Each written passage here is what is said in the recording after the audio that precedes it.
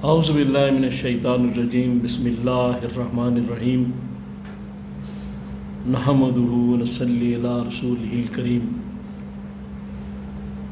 انتہائی قابل احترام سامعین اور مجھ سے اچھے لوگوں، السلام علیکم ورحمۃ اللہ وبرکاتہ۔ کسی بھی ہستی کو بہترین خراج عقیدت یہ ہوتا ہے کہ جب اس کا دن آئے تو اس دن اس کے اسوہ حسنہ پہ چلنے کا عہد کیا جائے۔ یہ ٹریبیوٹ ہے، یہ بہترین خراج عقیدت ہے۔ تو کربلا میں جو کچھ ہوا سب آپ جانتے ہیں، اس کی وضاحت کی ضرورت محسوس نہیں کرتا، لیکن کچھ باتیں ہیں۔ پہلی بات یہ ہے کہ قرآن پاک میں اللہ تعالیٰ نے فرمایا، بسم اللہ الرحمن الرحیم، قل جاء الحق وزهق الباطل ان الباطل کان زہوقا، کہ جب حق آتا ہے تو باطل بھاگ جاتا ہے اور باطل بھاگنے ہی والا ہے۔ تو اس میں جب امام عالی مقام سیدنا امام حسین نواسہ محمد رسول اللہ صلی اللہ علیہ وآلہ وسلم حق پر کھڑے ہوئے، پھر کسی چیز کی پرواہ نہیں کی۔ آدمی کتنے ہیں، دوست کتنے ہیں، ساتھ کون ہے، اسلحہ کتنا ہے، کیا نہیں ہے، پانی ہے یا نہیں ہے، اسباب ہیں یا نہیں ہے، مسبب الاسباب پہ بھروسہ کر کے کھڑے ہوئے۔ اور پھر دنیا نے دیکھا کیا ہوا۔ ظاہری شکست اور فتح پہ اس کا اندازہ نہیں لگایا جا سکتا۔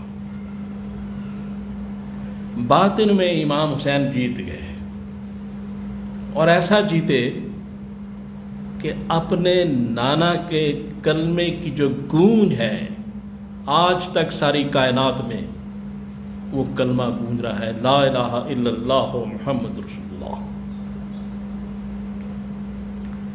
تو گزارش یہ ہے کہ امام حسین عالی مقام یہ سب بچے، سب اہل و عیال لے کے اللہ کی راہ میں قربانی کے لیے حاضر ہو گئے۔ شہادت، اللہ کی توحید پر شہادت دی، عشق رسول پر شہادت دی، اور اسلام کو زندہ کر دیا۔ اب یہ ہے کہ اس میں ایک چیز بڑی قابل غور ہے، وہ یہ ہے کہ امام عالی مقام کا مشن کیا تھا، اس کو آگے لے کے چلنا ہے۔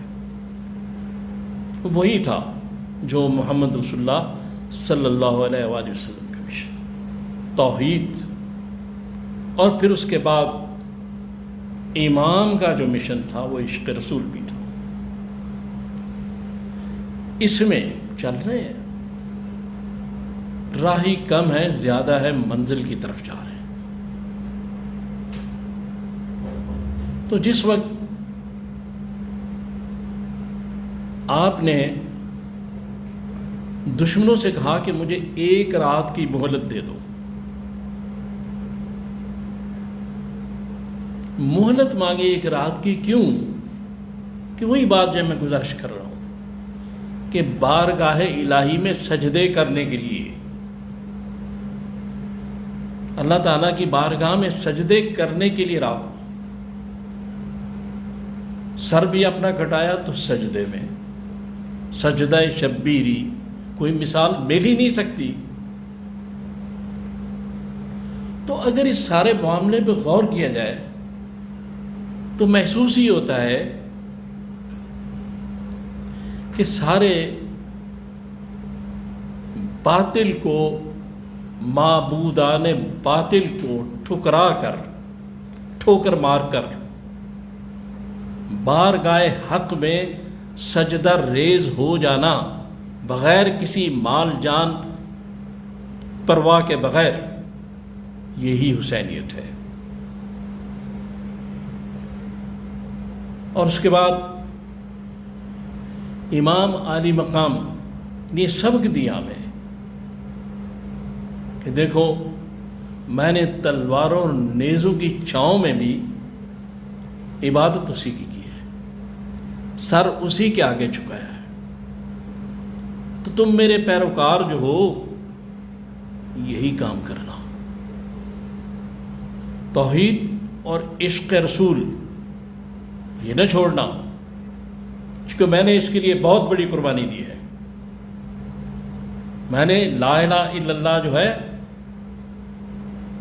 اس کو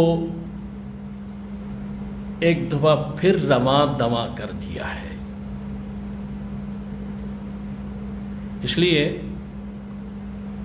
اگر ہم یہ سمجھتے ہیں کہ ان کا نام لینا ہے، ان کا ذکر کرنا ہے، ان کا دن منانا ہے، تو پھر ان کے مشن کو دیکھنا پڑے گا، ان کے اسوہ حسنہ کی طرف جانا پڑے گا۔ اور وہ کیا تھا؟ وہی تھا جو رسول صلی اللہ علیہ وسلم کا مشن، وہی مشن کہ دنیا میں جو خدا بن رہے ہیں، امام نے کہا میں ان کو نہیں مانتا، میں تو ایک اللہ کو سجدہ کرنے والا ہوں، میں اس زمین کے خداؤں کو نہیں مانتا۔ یہی بات تھی۔ اور آخر میں یہ کہنا چاہتا ہوں کہ امام نے ایک اتمام حجت کے تحت اپنا تعارف بھی کرایا یزید کی فوج کو، کہ شاید یہ کل کو کہیں کہ ہمیں تو پتہ نہیں کہ ہمارے مقابلے میں کون تھا۔ تو تعارف کو میں نے 2 شعر میرے ہیں، ذرا سن لیجیے اس تعارف کے بارے میں کہ آپ نے کیا فرمایا، اس کے مفہوم۔ آپ نے کہا